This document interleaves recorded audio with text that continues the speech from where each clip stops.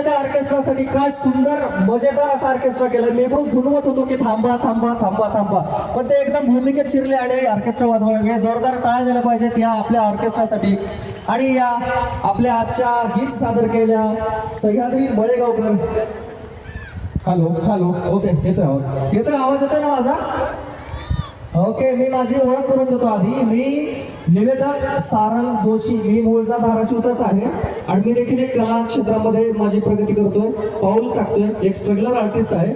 आणि सोबतच आजच्या कार्यक्रमाचं मला निवेदन दिलेले आहे सो अर्चनाताई पाटील आणि अमित भैया शिंदे, आपल्या आजच्या कार्यक्रमाचे आयोजक. जोरदार टाळ्या झाल्या पाहिजे त्यांच्यासाठी.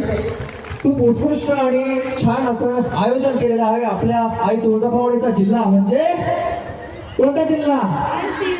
कोणता जिल्हा? कोणता जिल्हा? आवाज आहे ना? क्या बात आहे, जोरदार टाळ्या झाल्या पाहिजे. सह्याद्री, कसं वाटतंय धाराशिव मध्ये येऊन? तुला काय वाटतंय? खरंच मला असं सांगावंसं वाटतं, ही पहिली दुसरी वेळ नसून चांगली 10वी 12वी वेळ आहे. कारण इथल्या बऱ्याचशा महिला, बऱ्याचशा मातामौली, बऱ्याचशा बहिणी ओळखीच्या आहेत, बऱ्याचशा महिला पैठणी जिंकल्यात, बऱ्याचशा महिला आनंद कार्यक्रमात सहभागी झालेला आहे. म्हणून हा एक आपलासा जिल्हा वाटतो.